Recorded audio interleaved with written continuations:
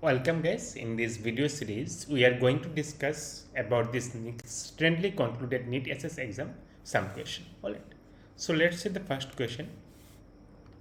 It says about a 53-year-old male with membranous nephropathy who developed renal vein thrombosis and the investigation of choice in above case. Okay, so it is about renal vein thrombosis. So what is renal vein thrombosis?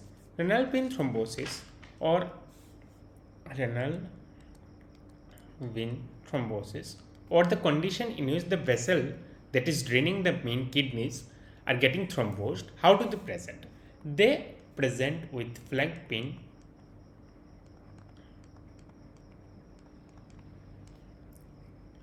hematuria,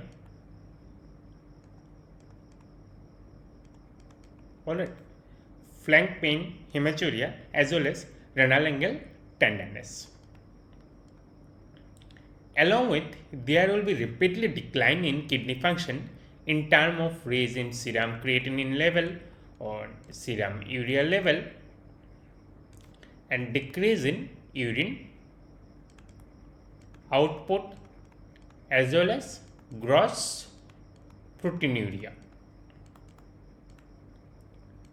So the presentation of renal vein thrombosis is either flank pain, hematuria, tenderness along with rapidly worsening of the kidney function. Beside, most of the cases can be subclinical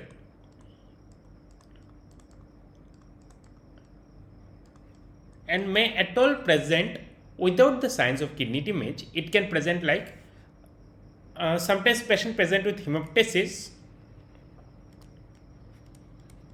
who on workup found to be pulmonary embolism, and when workup of pulmonary embolism is done, it has been diagnosed as a case of renal vein thrombosis and it has been reported in the literature. Now, some MCQ point regarding this renal vein thrombosis. So, which is the most common vein to be involved? It is the left renal vein to be involved. How do you remember? So, as left renal vein is longer than the right renal vein, so obviously it is the longer course of duration to the kidney to the main vessels, inferior vena cava, that's why more chance of getting thrombosed. So left renal vein is the most common, but as a matter of fact, most of the renal vein thrombosis are bilateral and around 2/3 are bilateral and 1/3 cases are unilateral. Alright. Now, if you look at the etiology of renal vein thrombosis, you can remember with this famous Virchow's triad. So what this is the Virchow's triad? It is the triad of thrombosis and it stands still for any venous thrombosis. Alright, so it involves endothelial damage,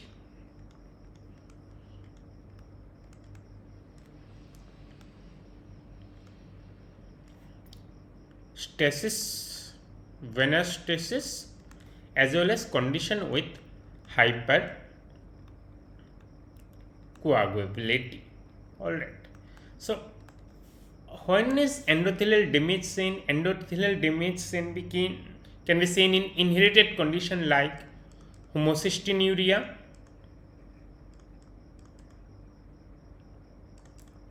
or due to some endovascular procedures.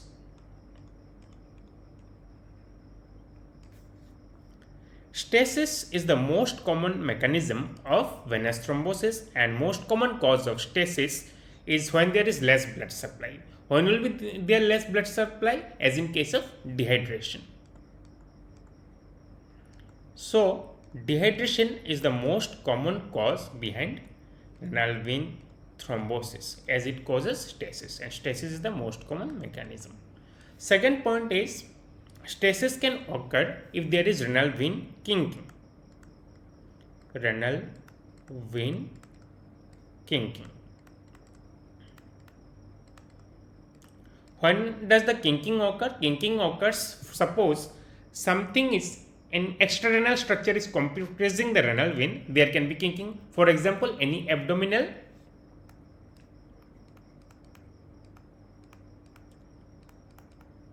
neoplasm, as well as it can be due to fibrosis in the retroperitoneal region which pulls the renal vein towards it. So, it can be due to retroperitoneal fibrosis.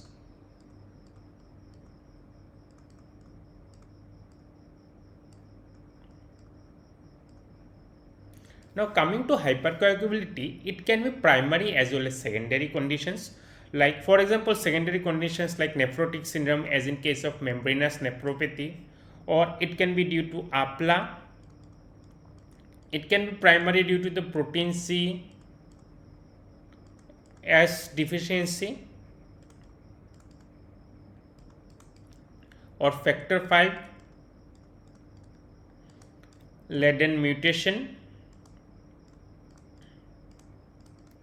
Alright, it can be also due to some drugs, for example, someone taking OCP or drugs which increases the coagulation parameters. Alright, so these are the causes of renal vein thrombosis. Now, if I come to the investigation of choice or investigation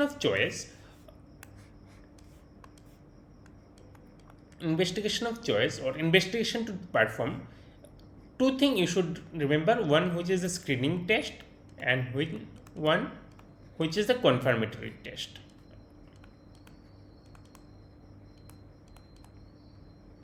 So screening test is obviously the colored Doppler of renal vein,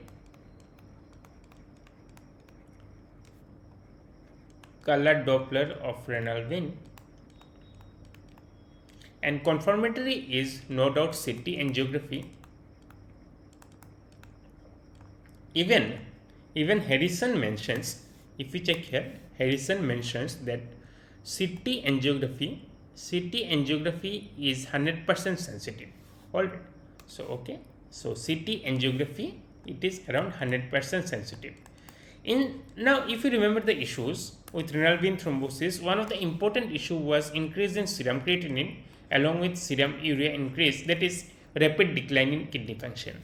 To perform a CT contrast guided angiography here becomes a problem when there is renal dysfunction. In such cases, we can consider for MR angiography too. Alright, okay.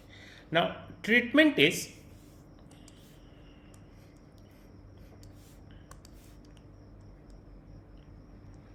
for the treatment purpose of renal vein thrombosis. First and foremost, you need to provide, as it is a state of coagulation, you need to provide anticoagulant therapy. Anticoagulant therapy and heparin is usually preferred for it. Surgical approach like endovascular thrombolysis can be done.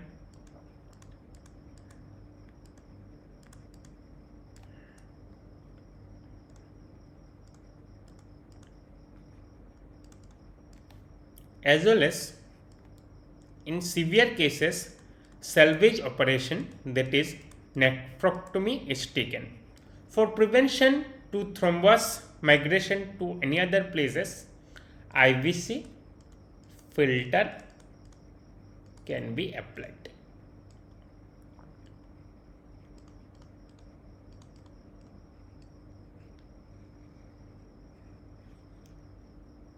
Alright, okay. So coming back to the question, it said about a 53-year-old male with membranous nephropathy developing renal vein thrombosis. So here you are getting the mechanism to be due to hypercoagulability factor and secondary hypercoagulation due to membranous nephropathy. Now investigation of choice, if you say about the screening, it is renal vein Doppler, but if it is confirmatory obviously go for CT angiography. So answer here lies to be CT angiography. Alright, let's move into the next question. So what does it say? It says which of the following treatment option will not be useful for treatment of hypercalcemia.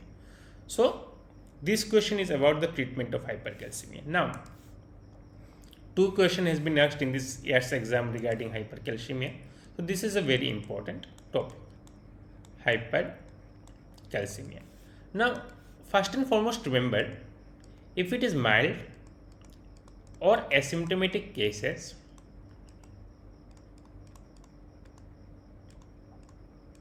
no treatment is required, right? No treatment is required at the foremost point. And what we go for analysis of the root cause and find why there is hypercalcemia, and we need to treat the cause.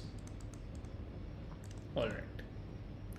Now, secondly, if it is acute, and in acute metabolic damage, in any cases in metabolic parameter derangement which is acute in nature, you need to correct it, and side by side consider finding out the cause of this hypercalcemia. So correction involves the symptomatic relief, as you need to give volume expansion, as hypercalcemia is associated with severe dehydration. So you need to give volume expansion.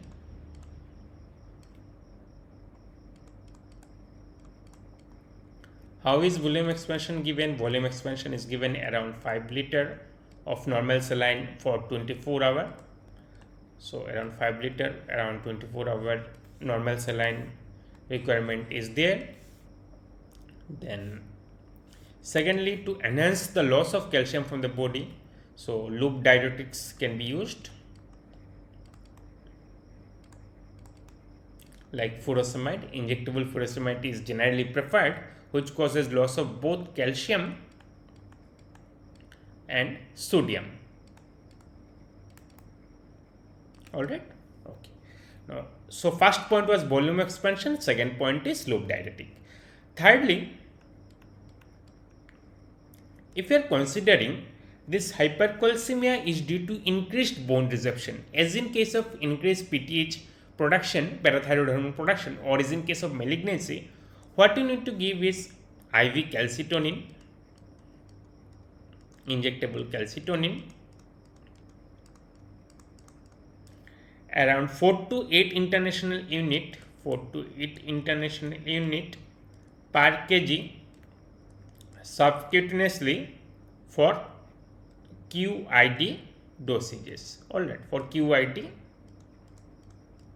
dosages, and you can consider even bisphosphonate in such cases too. Bisphosphonate. What are the options we have? In bisphosphonate, we have option of pamidronate,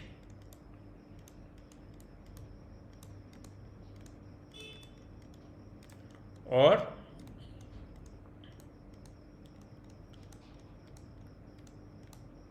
zolendronate. All right, we have the option of pamidronate or zelidronate to give the patient, which gives a relief, and sometimes repeat dose is required if it is due to bone resorption, increased bone resorption within 2 to 3 months. In some cases, injectable denosumab is also preferred, and injectable denosumab is given around 120 microgram subcutaneously for in the dosage of 120 microgram subcutaneously in the dosage of 0, that is the 0 dose, in first week, second week, and fourth week. All right, so 0, 7, 14 and 28 is the dosage. Now, if there is some reason which causes increased vitamin D production and you need to suppress the increased vitamin D production, you can consider glucocorticoid therapy, either hydrocortisone or oral prednisolone. All right. Okay. So these are the treatment option of acute hypercalcemia. You can consider it to be volume expansion therapy, loop diuretic, IV calcitonin, bisphosphonate, glucocorticoid therapy, or denosumab. These are the options you have for treatment. Even Harrison says mild, you do not to treat. In severe cases, significant hypercalcemia, volume expansion is required. All right. Okay. Volume expansion is required, along with you need to give bisphosphonate, calcitonin. Use of loop diuretic is recommended, and as well as the use of steroid is recommended if there is with increased vitamin D production and vitamin D mediated hypercalcemia. So coming back to the question, which of the following treatment option will not be useful for treatment of hypercalcemia? So normal saline bolus is useful, IV furosemide is useful, injection hydrocortisone is useful, IV regular insulin and dextrose no, it is not useful. It is used in the treatment of hyperkalemia but not hypercalcemia. Alright, okay. So coming to the next question, yes, this is the another question which was asked from the point of hypercalcemia per se. It says that a patient present with raised calcium level, and when parathyroid hormone was measured, it was also found to be raised. So which of the following is the least likely diagnosis? So this question is asking about the etiology and, or to say, approach of hypercalcemia. So when there is case of hypercalcemia, first thing is determine whether it is acute or chronic based on history and physical examination. If it is associated with sign of severe dehydration, it points more towards an acute nature, whereas chronic nature will generally are asymptomatic or has calcium deposition in different parts of the body, which leads into calcinosis cutis. Alright. Now, next step of any hypercalcemia is measurement of serum PTH. Based on serum PTH, you can consider for the diagnosis. So, increased serum PTH will be seen in primary hyperparathyroidism,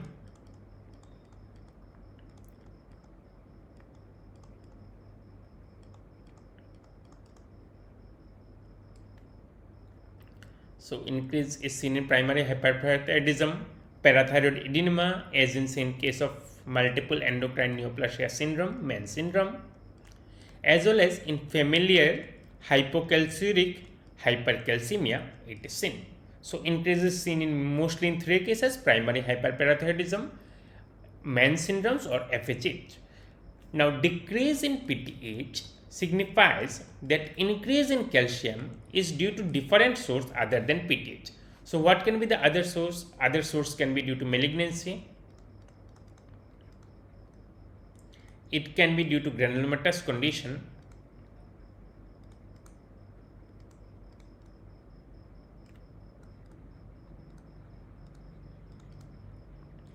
What is the most common granulomatous condition leading to hypercalcemia as a presentation? It is sarcoidosis.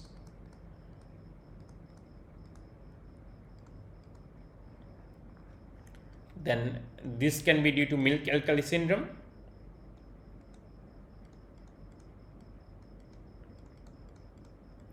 Milk alkali syndrome, vitamin D toxicity,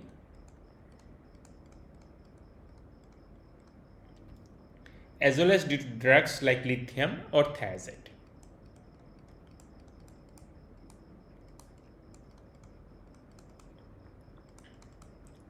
FHH can be seen in the both arm. It can be seen in increased PTH arm as well as low normal or low PTH arm. So coming to the Harrison chart, you can see if there is case of hypercalcemia measure for PTH, if it is high, it can be primary hyperparathyroidism or as well as FHH or Mann syndrome. If it is low, consider malignancy and other causes like granulomatous disease, milk alkali syndrome, vitamin D intoxication, adrenal insufficiency, and hyperthyroidism. Alright. So let's see the question. It says about increased calcium, but parathyroid hormone was measured, it was found to be raised. So primary hyperparathyroidism will have raised, familial hypocalciuric hypercalcemia might have raised, Mann syndrome will have raised. Only vitamin D toxicity is the condition in which it will not have raised PTH hormone level. So this is the most likely answer. Coming to the next question, what is the cause of adynamic bondage? Okay, so this is from the nephrology module. Now, nephrology module and which deals with bone manifestation of chronic kidney disease. All right, and this is a very important topic for discussion part. So, bone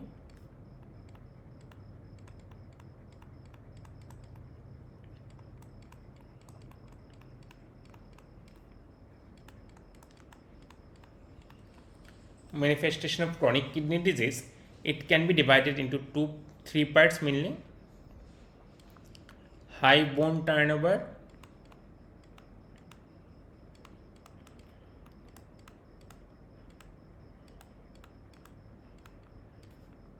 low bone turnover,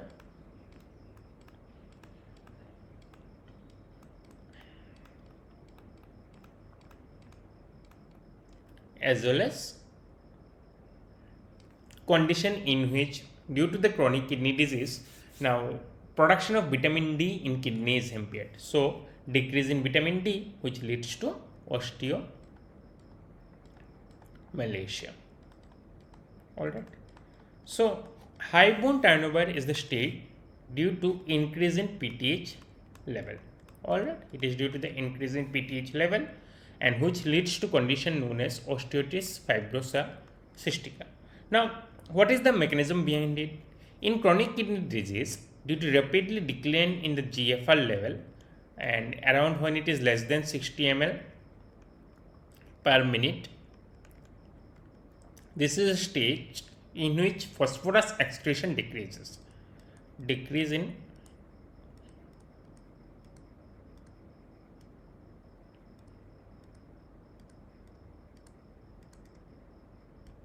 phosphorus excretion and retention of phosphorus in the body. This retention of phosphorus in the body leads to activation of FGF23 as well as activation of parathyroid hormone. This retention gives a command to the body that there is no need of more vitamin D synthesis as phosphorus is enough in the body, so it inhibits vitamin D synthesis. So decrease in vitamin D result into decrease in calcium, which in turn activates the arm which stimulates PTH production. Now decreased vitamin D can directly also stimulate the PTH production. Now FGF23 also inhibit vitamin D production. So this is the complex interplay in the body between the molecule which leads to tremendous amount of parathyroid hormone in a condition due to increased phosphorus retention. Now what does this parathyroid hormone does? This parathyroid hormone leads to excessive bone resorption. Alright, excessive bone resorption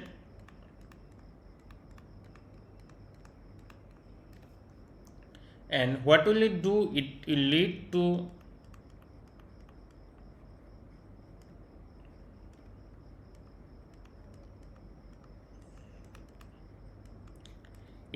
to osteoid formation, bone within bone formation, and bone marrow fibrosis. Osteoid formation, bone with bone formation, and bone marrow fibrosis.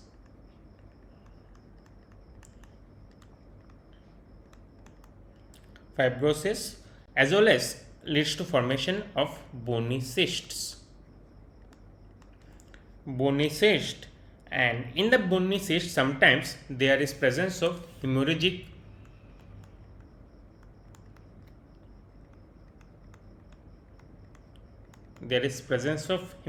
collection in between the bony cyst which give to the typical brownish appearance.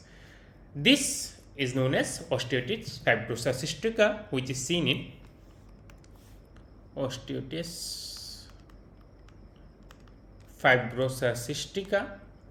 in the patient of chronic kidney disease. So what is the treatment of osteotis fibrosa cystica?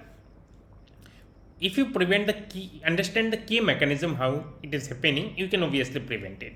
So as vitamin D synthesis is prevented, which leads to this formation, so you can obviously supplement vitamin D in such patient. Obviously you can give calcium supplement.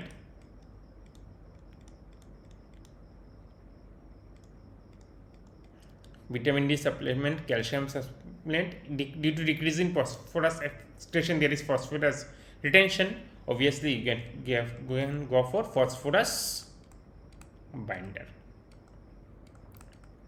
Now contrary to this state of high bone turnover, there is the condition of low bone turnover.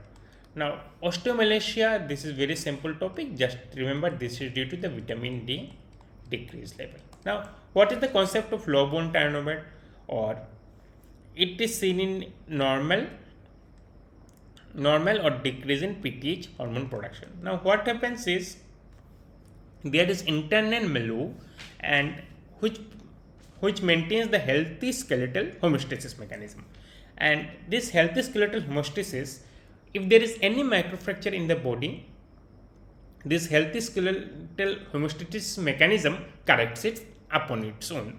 Now, what is the issue is that in chronic kidney disease patient, even in slight increase in the creatine level, before it goes as less than GFR less than 60, they are supplemented by a lot of vitamin D, calcium, as well as phosphorus binder.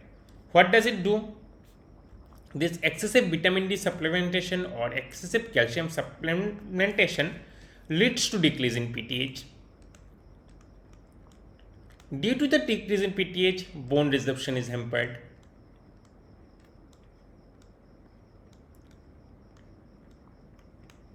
As bone resorption is hampered, this internal milieu of skeletal hemostasis gets hampered, and if there is for some reason any sort of microfracture, it gets time to heal. Alright, it takes a lot of time to heal and it sometimes doesn't even heal. That leads to a condition in which there is severe bone pain,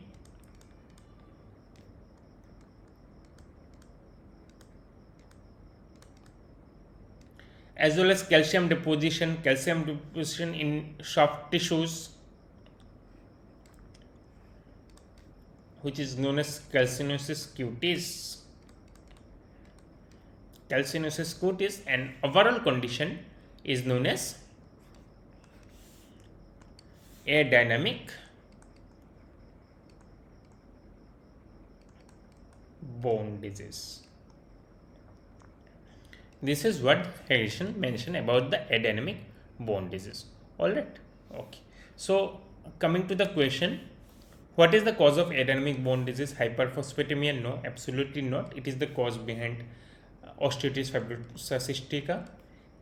High PTH is also the mechanism of osteoarthritis fibrosa cystica, and hyperphosphatemia leads to vitamin D deficiency in case of osteoarthritis fibrosa cystica. Answer is excess calcium supplementation or excess vitamin D supplementation in CKD patient leads to the condition of adynamic bone disease. Alright. Let's move on to the next question. It says about the ECG finding of hyperkalemia.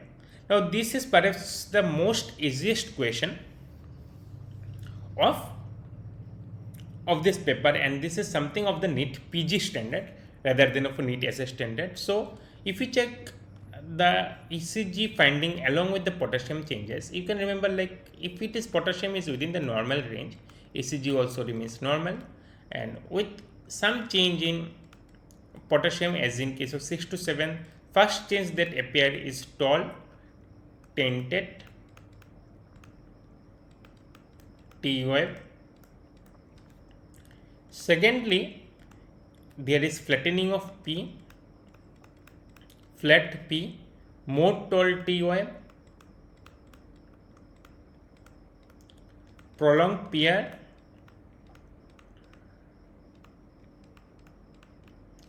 and ST depression. Alright. So, flat P, increased more tall tinted T wave, prolonged PR, and ST depression. 8 to 9, atria becomes standstill and there is only prolongation of QR is going on.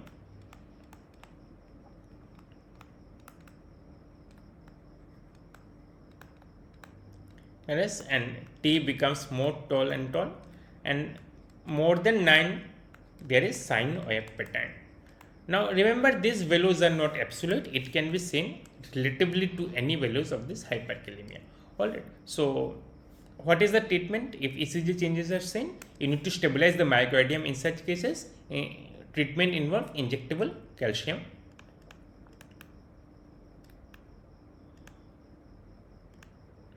gluconate. Alright. Okay. So what does it say? So mild to moderate variety change. You can see there is tall T wave.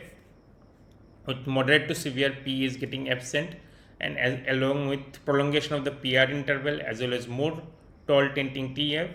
And very severe cases, atrial waves, P waves totally becomes absent. There is broadening of the QRS, and later it lead to the sine wave pattern. All right. Okay. So coming to the question, which of the following is not ECG finding of hyperkalemia? Tall T, ST depression, long PR, all are the finding. Short Q2 is not seen. Instead, prolonged QRS is seen in hyperkalemia. Okay. So in this video, I've discussed about the 5 questions of this Neet-Ss exam. We'll eventually discuss more questions in the next videos.